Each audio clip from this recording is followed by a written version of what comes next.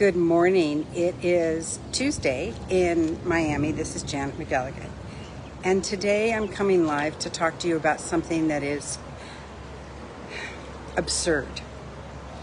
The Sudanese ambassador to the United Nations asked for a public hearing on the bombing of Port Sudan.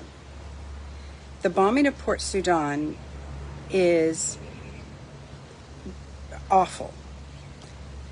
There were drone strikes that were killing people, that were hitting the power centers for electricity, that were hitting fuel depots, that went after the airport. And they were all launched. And this is evidence that the ambassador wanted to present to the UN publicly. They were launched from military bases belonging to the United Arab Emirates. Now, the UAE, which is Abu Dhabi and Dubai, has been accused by the Sudanese and also by the United States of supporting the terrorist group, the Rapid Support Forces. And the Sudanese ambassador to the UN said, we need to have a public hearing about this because the genocide, which is discriminate killing, and it is the United States is a signatory to the Genocide Treaty, as is 153 other countries. But the UN and the Security Council have told the Sudanese, no, you can maybe have a hearing, but you can't release any of the details. So the ambassador held a press conference yesterday saying we have evidence. Now, on top of that, not just the bombing of the temporary capital, the capital Khartoum was completely freed yesterday, so there's grounds for celebration. And unfortunately, when the army came in to also free Umdurman, which is the city, the old city, and it's really full of history and fantastic, that is across the Nile, the river, they found what looks like massive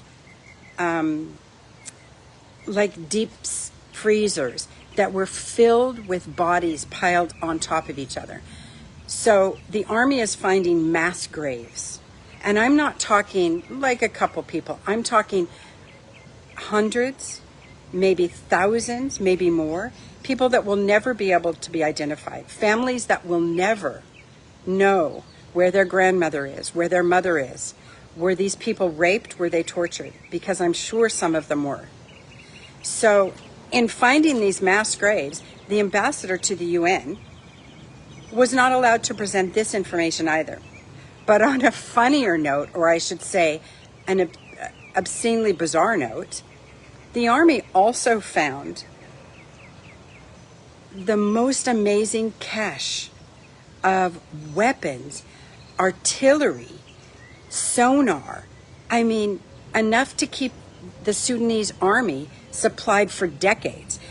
They could take this weaponry and overrun Chad, and overrun Libya, and overrun Egypt if they chose to. I don't think they will, mind you, because they're not interested in being the aggressor.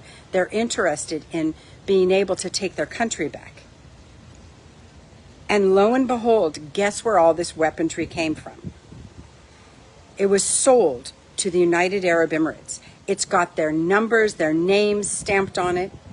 And unfortunately, much of it originally came from the United States. So we in the United States have a lot to answer for, because for the last 2.5 years, we have not had a ban on selling weapons to the United Arab Emirates.